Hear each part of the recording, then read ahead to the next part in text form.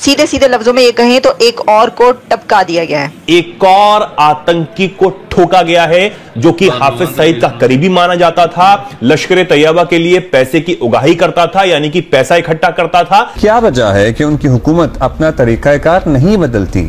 मतलब this is their policy. And Hafiz Saeed का एक बहुत करीबी साथी मारा गया है। अब्दुल रहमान इसका नाम है, जिसे अब ठोका गया है। अज्ञात बंदूकधारी, वही पैटर्न जैसे पिछले आतंकियों को ठोका गया। ये सारा कुछ इंडिया रैंडमली नहीं कर रहा, उसने बहर सूरत आपसे अपना पाउंड ऑफ फ्लैश लेना है, और India is this close to that. कुछ लोग आते हैं बाइक पर और इसकी तरफ तमंचा करके इसे ठोक डालते हैं। इससे पता यह चलता है कि स्टिल वो लोग जो जहादे कश्मीर में इन्वॉल्व रहे हैं उनको हंट डाउन किया जा रहा है, टारगेट किया जा रहा है, ढूंढा जा रहा है। ये पहला मौका नहीं है कि रॉ जो दहशतगर्दाना सरगर्मियां हैं ये मंजर आम पर आई हैं, इससे पहले भी। देखिए, हम चिल्लाते रहे साल कि रॉ ये कर रही है, रॉ ये कर रही है, रॉ एंटी पाकिस्तान लोगों को सहूलतकारी दे रही है, हमारी किसी ने नहीं सुनी। बिल्कुल, जो लोग दहशतगर्दी कर रहे हैं, जो लोग खुद कुछ बमबार हैं,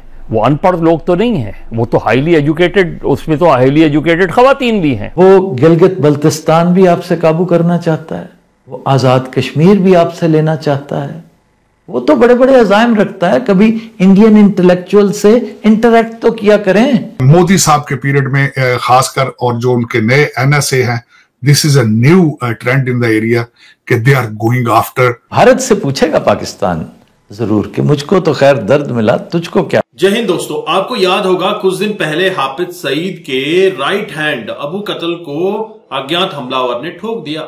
ऐसा ही कुछ मंजर आज फिर देखने को मिला है, जहां पर अब्दुल रहमान, जो कि हाफिज सईद का काफी करीबी था, यह लश्कर तैयबा के लिए उगाही का काम करता था। बोले तो एक बैंकर था लश्कर तैयबा का। इसको बाइक पर आए हुए कुछ अज्ञात हमलावरों ने ठोक दिया। इसके ऊपर पाकिस्तानी मीडिया क्या कहती है, आप इस वीडियो में देखिए। आइए भारत की तरफ। भारत से पूछेगा पाकिस्तान जरूर कि मुझको तो खैर दर्द मिला, तुझको क्या मिला। भारत को अपेरेंटली बहुत कुछ मिल सकता है, और यही उसके अज़ाइम है। और ये सिर्फ राजनाथ सिंह ही नहीं कहता, सब कह रहे हैं, और बड़ी देर से कहते चले आ रहे हैं। आपको एक सोचे समझे प्लान के तहत वेस्टर्न बॉर्डर पर एंगेज किया गया। अब गौर करेंगे तो समझ आएगी ना कि आपकी वहां की एंगेजमेंट, कि आप पहले ही बहुत कमजोर हैं। असलाह के ज़खायर डिप्लीट हो चुके हैं, नई चीजें खरीदने के लिए एक दमड़ी नहीं है जेब में, कोई दोस्त दुश्मन देने को तैयार नहीं, अपने वसाइल जीरो। तो फिर सिटिंग डक कौन हुआ? आप हुए कि कोई और? चुनांचे यहां पर आपको एंगेज रखने में ताहाल इंतहाई कामयाब है वो। अब जब चाहे वो ईस्टर्न बॉर्डर पर थोड़ा सा आपके साथ छेड़खानी करेगा। हमारे दोस्त अमेरिका से जो मदद मांग रहे हैं ना वॉर अगेंस्ट टेरर के नाम पे, वो टेरर इनफैक्ट इंडिया को कह रहे हैं। असल टेरर जो है दिस इज इंडिया।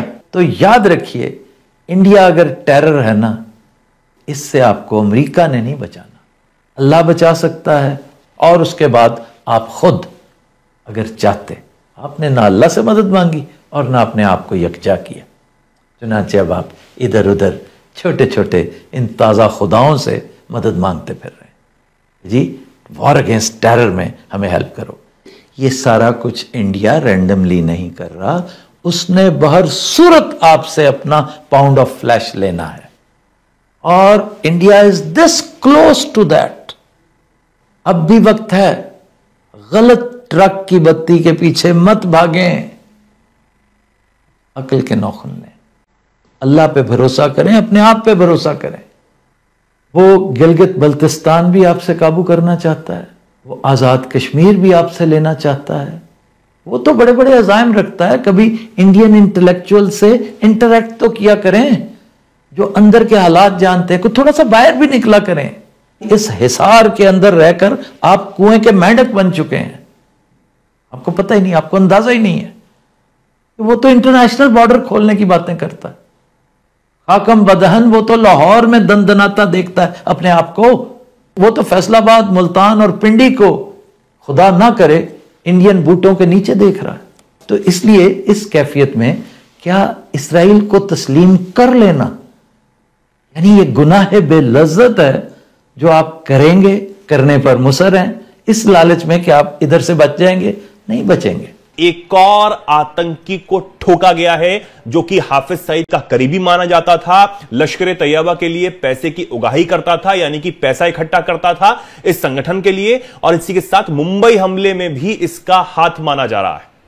इसका नाम जो है वो रहमान है, और अब्दुल रहमान इसका नाम है, जिसे अब ठोका गया है। अज्ञात बंदूकधारी, वही पैटर्न जैसे पिछले आतंकियों को ठोका गया। कुछ लोग आते हैं बाइक पर और इसकी तरफ तमंचा करके इसे ठोक डालते हैं। ये दुकान नजर आती है। हालांकि ये सीसीटीवी फुटेज जो है ये सोशल मीडिया पर इस दावे के साथ वायरल किया जा रहा है कि ये अब्दुल रहमान है, जिससे कुछ अज्ञात बंदूकधारियों ने ठोका है। ये वीडियो क्लिप वायरल की जा रही है। हाफिज सईद का करीबी से माना जाता है। जैसे मैंने बताया कि हाफिज सईद का जो संगठन है लश्कर तैयबा, उसके लिए ये पैसे जोड़ता था। फंड उगाने वाला जो अब्दुल रहमान है, उसे अब ठोका गया है। यानी कि हाफिज सईद की कमर जो है वो तोड़ी जा रही है, और हाफिज सईद को ठोका गया है। ये भी खबरें सामने आई थी, उसकी कुछ तस्वीरें भी सामने आई थी जहां पर उस पर हमला हुआ। उसकी गाड़ी पर वो कहीं जा रहा था। बताया जा रहा है कि पाकिस्तानी आर्मी और ISI के साथ उसकी एक बैठक थी, उसके बाद वो कहीं जा रहा था निकलकर, उसके बाद उस पर हमला हुआ, जिसमें अबू कताल उसके साथी जो था वो तो ढेर कर दिया गया। लेकिन हो सकता है कि हाफिज सईद बच गया हो। हालांकि मौत की खबरें भी कई चल रही थी, लेकिन पुष्टि नहीं हो पाई। अबू कताल की मौत की तो पुष्टि हो चुकी थी। अब एक और करीबी का मारा जाना हाफिज सईद के लिए हड़कंप जैसा ही है। एक एक करके जो आतंकी ठोके जा रहे हैं पाकिस्तान में, उनकी जब खबरें सामने आती हैं तो पाकिस्तान में बैठे आतंक के आका के जो नीचे की जमीन है वो खिसकती हुई नजर आ रही है। और अब बहुत सारी खबरें ये भी हैं कि पाकिस्तानी आर्मी जो है वो नाखुश है, ISI जो है वो बहुत ज्यादा नाखुश थी, और एक एक करके अब इनको सफाया किया जा रहा है, क्योंकि अब ये किसी काम के उनके लिए रह नहीं गए थे।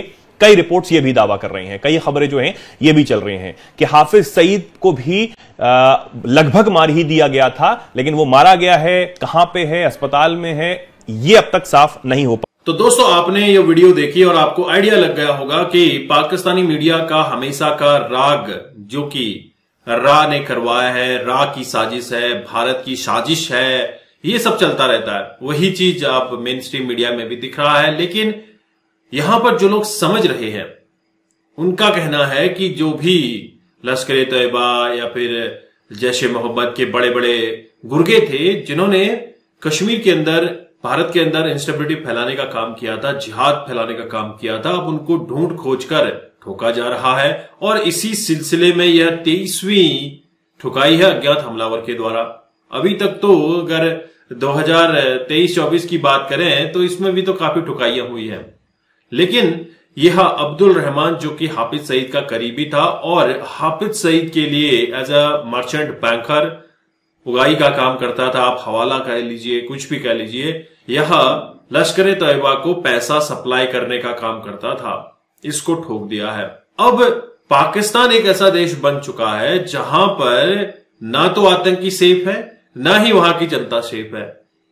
पाकिस्तान में आए दिन आपको इसी तरह के वाकये देखने को मिलते हैं। कुछ दिन पहले की बात है, 24 घंटे के अंदर 57 धमाके किए गए थे TTP के द्वारा, या फिर जो भी एलिमेंट पाकिस्तान में मौजूद है।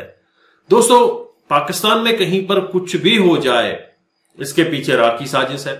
बलोचों ने ट्रेन हाईजैक किया, इसके पीछे रा की साजिश है।